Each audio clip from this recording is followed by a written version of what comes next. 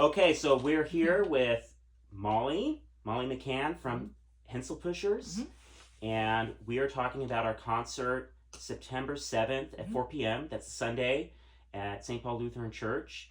And hi, Molly. Hi. So you are Hensel Pushers. I'm Hensel Pushers. So can you just tell us about what Hensel Pushers is? Yeah, Hensel Pushers is an initiative that I started in 2020, just about 5 years ago, and it's a website that has all of the resources that I can find associated with Fanny Hensel. It includes links to all of her online, all of her scores that are online in PDF format, and then a directory of all of her works, and then where you can find printed scores. And the reason I started it is because, Hensel wrote more than 466 numbered works that we know about. And when I started looking at her, only a couple dozen of them were available online. So, but scans of most of her manuscripts are available online.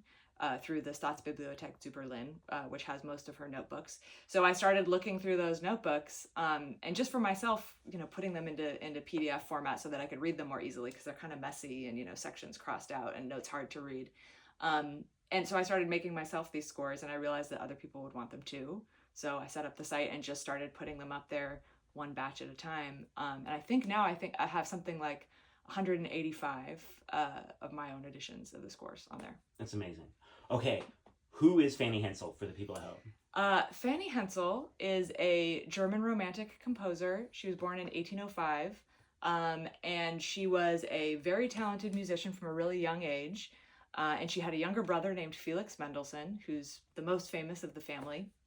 And she and Felix grew up together, making music together, just really inseparably. Like their early music, everything, they would bounce off of each other. So when they were, in their teens, it's almost hard to tease apart whose music was whose, because they really collaborated very closely.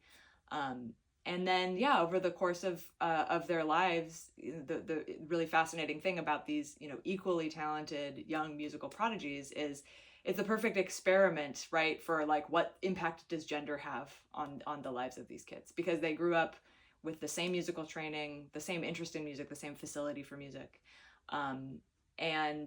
their lives diverged because Fanny, when she was 14, was told by her father in a letter, you are equally talented to your brother, but you can't do music because your job is to be a wife and a mother. So their lives, when they were in their early 20s, their lives diverged. Felix started traveling internationally as a composer and a conductor, and Fanny got married and had a kid. But when she was in her mid-20s or so, she found a very creative workaround to the fact that society forbade her from doing music publicly. She was a very wealthy woman, so she opened up her home to the public, or not to the public, to invitation to the elite of Berlin. And because technically it was in her home and it was by invitation, it was a private concert that she would give, even though she could fit 300 people into her house for these parties. So she found a way to be to put music and art into her life, even though she wasn't supposed to. And she wrote, I think we have maybe 450 surviving works by her, and she only lived to be 41 years old. So very prolific composer. Yeah. I read this book called Gifted Sister. Mm-hmm. And in that book, they talk about Zelter. Oh, yeah. And I think Zelter told her, like, I'm going to teach you how to write music, but it's only appropriate to write for piano and maybe piano and voice. That's right. Exactly. Yeah, so she wrote about half of her work is lieder, voice and piano. Another maybe 30% is solo piano. And then almost all of the rest of it is choral music, either with or without piano. I looked this up the other day because I was wondering, only about 5% of the works that she wrote had any instrument other than voice or piano in it. So she was really constricted to voice and piano because that's what was appropriate. Those were the domestic genres of music. And, as women, especially as wealthy women, it was expected that they should be making music privately in the home. But That's why, she did write a few of these larger genres, but really only one of each. She wrote one piano quartet, one piano trio, one string quartet, one orchestral overture. So she did kind of dabble in these other ones, but it's almost like she did those just as a way to prove to herself that she could do it, like as a personal challenge. And she never published any of those. She never considered publishing any of those. Only the piano trio was published shortly after she died, probably by her sister or someone in her family. But yeah, almost all of her music is for piano and voice. And that piano quartet is an early work, right? That's early, yeah. She was in her mid-teens, early teens, I think, when she wrote that. But the string quartet and the trio are later, right? Yeah, they're each about 10, 15, 20 years apart. So they together, the piano quartet, string quartet, and piano trio offer a really interesting look at the evolution of her work. So the piano quartet is very early. There's a lot of like Hummel in it, in the style.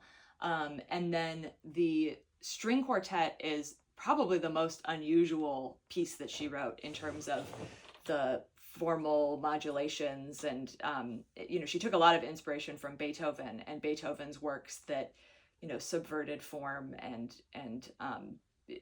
she actually, always looked to Felix for permission to do that kind of thing, right?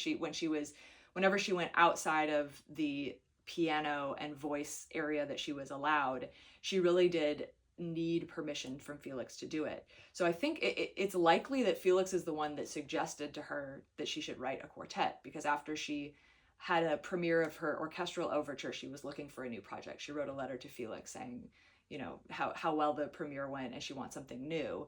And there's no surviving response from Felix, but he saw her not long after that, and then immediately she started this quartet. So it's very likely that he suggested that to her, but she wrote this quartet, and it's pretty interesting, and then she sent it to Felix for commentary, and he hated it. He did not like it. He thought that she broke way too many rules, that everything she was doing was, he's like, a little bit of modulation and kind of ambiguity tonally is okay, but what you're doing is way too much. And he wrote this, they were used to kind of reading and reviewing each other's work, but like the tone and the way that he belabored his points, and he kind of pulled rank as like the senior composer, right? That now that he was starting to get professional success, that she would never have. So he didn't like it. Fortunately, she did make revisions at some point. It's not clear whether she did those before or after Felix saw it, but she didn't tone down any of the stuff that Felix didn't like. If anything, she dialed it up a little bit more. So I'm really thankful for that, because it's such an interesting piece. But because she was so hurt, I think, by Felix's response, it was another, I think, 13 years before she wrote her piano trio. And that one it's still very interesting, but it's not it doesn't break the mold as much as the string quartet does. Yeah, and the string quartet is kind of the centerpiece of our concert. Yes. Why do you think she was asking for permission from Felix? Well, because she had been told throughout her life at many points by many different people, usually men of authority, either Zelter, her composition teacher, or her father, or Felix took over that role, even though he was 3 years younger than her, kind of took over this role of a paternalistic figure, especially after her father died.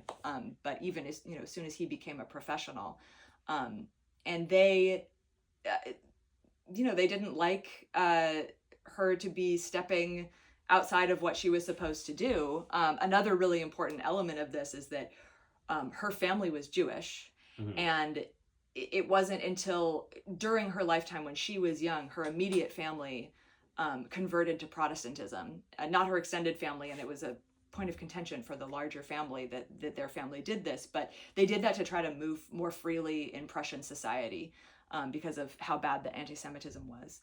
So it already kind of wasn't proper for a wealthy woman like her to be doing music publicly. And then, because her family was so interested in preserving, being proper and accepted in society because they were Jews or had been Jews, they really wanted to, stay within the boundaries and it would reflect poorly on the whole family if anyone did anything too out of bounds. It was bad enough, honestly, that Felix was a professional musician. He was supposed to be, a banker or, some other wealthy gentleman job and not a performer. But even though he was one of the most accomplished composers and conductors and musicians in Europe. I mean, his family fully supported him once it became clear that this is what he wanted to do. But it wasn't the proper expected thing, and it would have been unthinkable for Fanny to do the same. So, okay, Fanny. So we're the string quartet. We are playing, and then also we're doing a part of the concert is a piano performance, and then also you will be there talking. Yes, that's right. So the piano performance is this unfinished piano sonata that Monica Chu is playing. Yes. And that's related to the string quartet. Yes, that's right. So this unfinished sonata, which I have looked, I can't find any performance record or recordings of it, so it's very possible that this is a world premiere. It's a very unknown work because she didn't finish it. It hasn't gotten the same attention as her other piano sonatas, for example. But yeah, so this unfinished work, it's 3 movements of 4. She wrote kind of sketches for a 4th movement, but never finished it. And yeah, she wrote this sonata in 1829, so 5 years before she later turned it into a string quartet. And the first 2 movements are the same as the string quartet. The second one expanded a little bit. But the 3rd movement in particular it was abandoned in this transition from piano to quartet. And it's such an incredible piece. It's such a fantastic movement. And it's another one of these genre or styles that Hensel does so well, which is this really lush, exultant chorale theme that's transcribed for piano with broken chords and sometimes arpeggios. She does this a lot in her piano cycle Das Jahr, where each piece in Das Jahr is a month of the year. So she uses these Protestant chorales that you would celebrate during Easter, for example, so in March, and Christmas in December. So she takes the same thing, presents usually a simple version of the chorale, and then just kind of explodes it into this much larger, fuller piano treatment. And that's what I hear in the 3rd movement of the sonata. I cannot wait to hear it. Me too. And okay, we're also doing some arrangements that you and I... Yours are mine. Yes, that we have prepared. And so you have arranged a couple of fugues. And I hear, the influence of Bach. And Bach was revived by Mendelssohn, or Felix Mendelssohn. He's credited with reviving Bach, and I think it's the St. Matthew Passion. Yep. That was, and then also like the Bach Triple Concerto, which I think Clara Schumann was part of that performance. And so anyway, these fugues, we have played through them, and they are bonkers. They're crazy. Yeah. And so, why did you pick these fugues? I just thought, so there's 2 fugues. They were written a couple years apart from each other. Actually, very close to, the first one was written maybe a couple years before the sonata, and the other one around the same time as the string quartet. And, I wanted to do something with these because they're such interesting pieces. And the first one in particular, the Fugata, it's a double fugue. So it's got this really cool, this first subject, which is really fascinating and kind of has this tension in it that eventually gets resolved. And then the second, and then there's an entirely new subject and fugue on that. And then there's a 3rd section where you have both of them simultaneously. And I wanted to include something that referenced her relationship with Bach because she was obsessed with Bach. She named her son Sebastian after Bach. She, the first musical achievement that we know of from her life was when she played the 24 preludes from the Well-Tempered Clavier from memory, age 13. And and she was she was obsessed with Bach, and I wanted to do something that honored that connection. And also, this obviously, Felix is very important in the revival of Bach because he, kind of led the production and conducted the first performance of the St. Matthew Passion in 1829. Bach had been pretty much forgotten before that. He died 50 years before Fanny was born. And his style of this like dense contrapuntal music had gone completely out of fashion. But there are Bach nerds today, and there have always been Bach nerds. Right. And some of those Bach nerds were Fanny's great aunt and grandmother.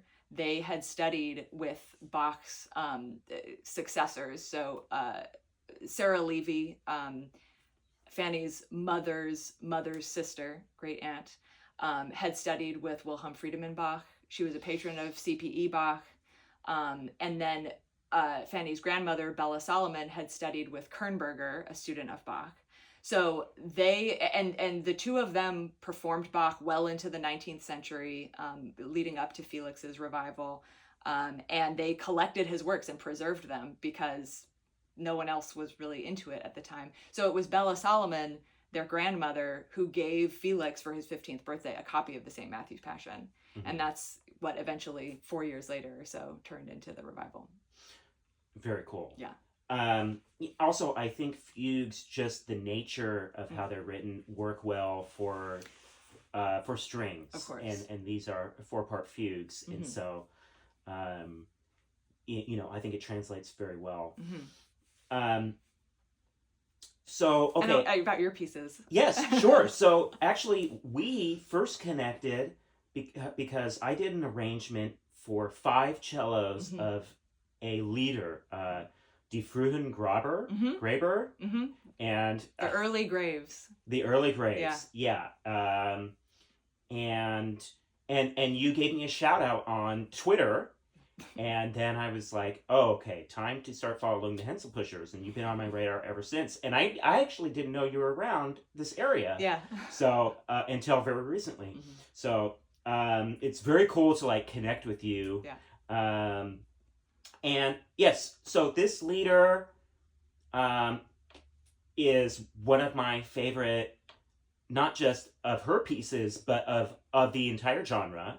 I think it's really beautiful. Mm-hmm. And so, yeah, I have arranged it for string quartet. Mm-hmm. I managed, there's some double stops, and it's transposed, but other than that, we got all the notes in. Great. And this is from one of her published works. Yeah, this is one of the few. So she published a few opuses of solo piano music and of lieder, and this is one of those lieder. I'm actually not sure if this one, I think this one technically was published right after she died.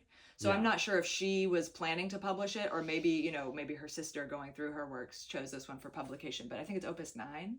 Okay, yeah. Yeah, something like I that. think there's 2 published lieder sets, right? Oh, there's a few more than that. Let's see. Opus is 1. So she had 7 that she published while she was still alive. 1 was choral, and I think it was 3 piano and 3 lieder after. So that it's it's a couple dozen works, but it's of her 450 something, it's a small fraction that got published. Right. But it's so interesting that you chose this piece. I wanted to ask what drew you to this piece. Okay. I was looking, it was COVID, and I was looking for music that would work well for cello ensemble, so I could make videos just with myself. And so I was going through a bunch of composers' catalogs, and just kind of like skimming through to see like where is the range. Yeah. And this piece is written for, it's very low in the range. Very low. And so it naturally lends itself to cello ensemble. You mentioned in an email that there's a potentially lost version of this. Yes.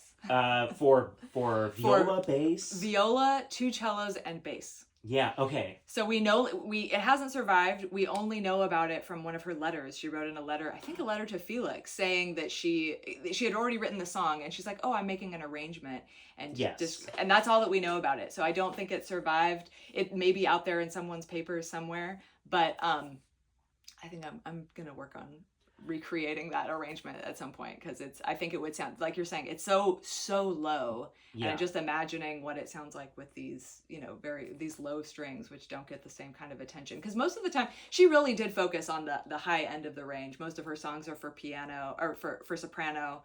A lot of her choral stuff, the interesting things are happening in the soprano part, right? It's not quite as interesting to play lower instruments on her music. So I'm really fascinated by this idea of this really low arrangement. Yeah, I remember first hearing about that in that book, Gifted Sister. Oh, cool. And then I did some research trying to find it and could not find anything. And so actually what you just said is the most that I've learned about it. So, also, the other reason why I picked it, not just because I thought it would like work well for cellos, is that it's also just incredibly beautiful. Yeah.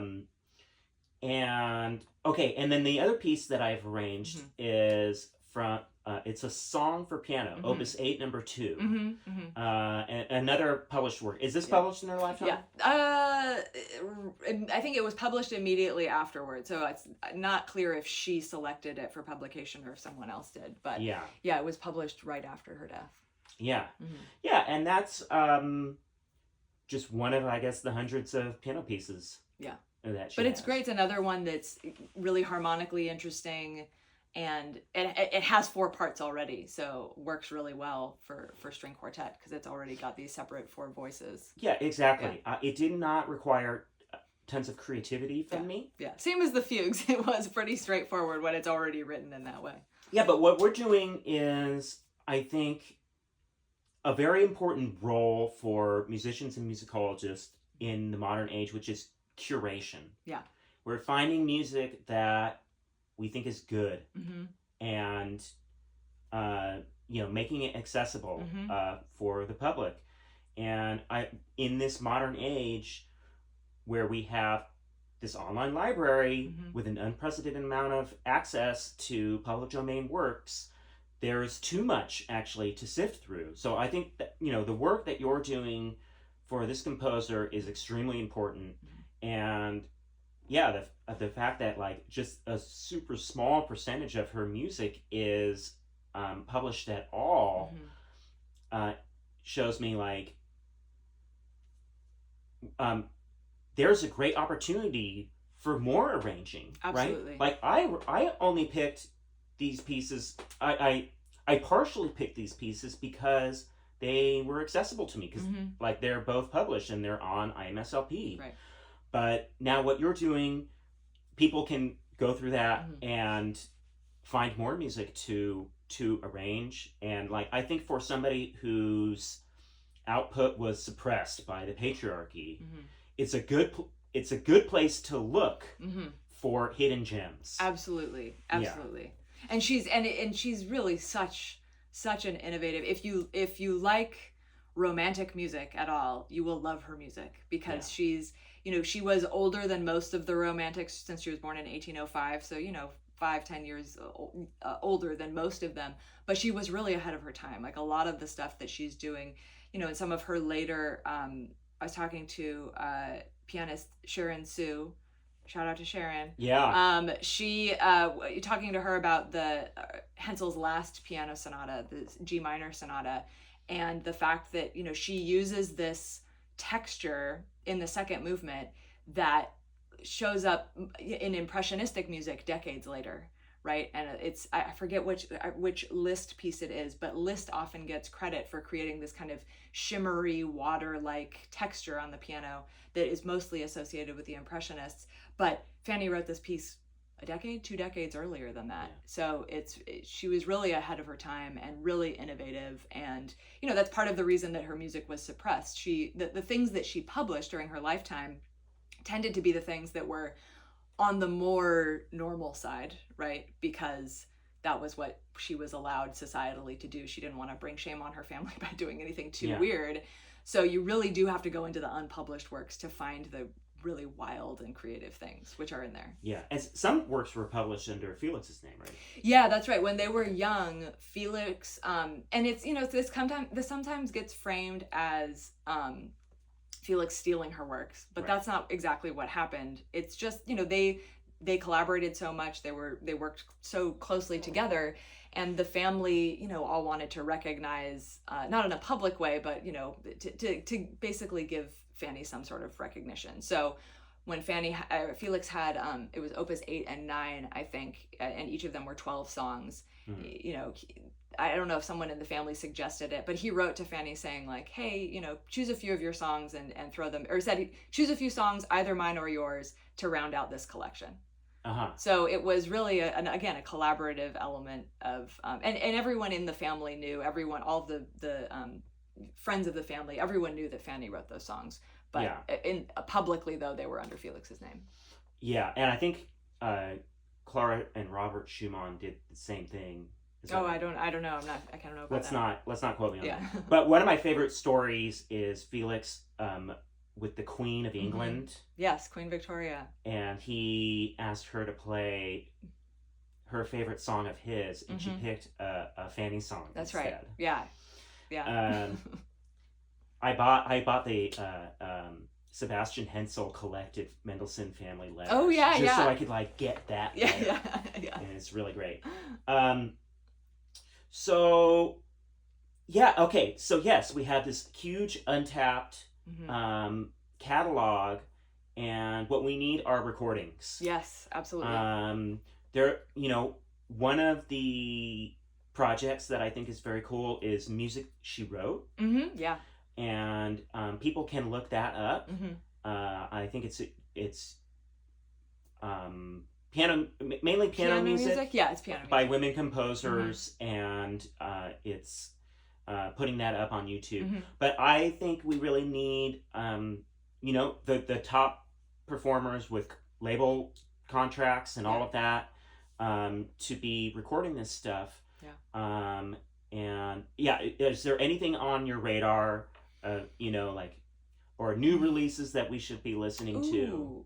I always get surprised by them. People usually, sometimes the artist, sometimes someone else will ping me every time there's a new release, and there's more and more of them of Hensel's music, which is great. It does tend to be the same few pieces over and over, the chamber works and things, which are fantastic, and it never hurts to have more recordings of those. But again, I have on henselpushers.org, I have one of the many resources there is a recording directory, which I've created. It's just a spreadsheet where I have all of Hensel's known works and then a link to a video of each of those pieces if I can find them. And I think it's about 80% full now, which is pretty Amazing. Good. But that's still 100 pieces or something that haven't been recorded, or that I haven't been able to find recordings for.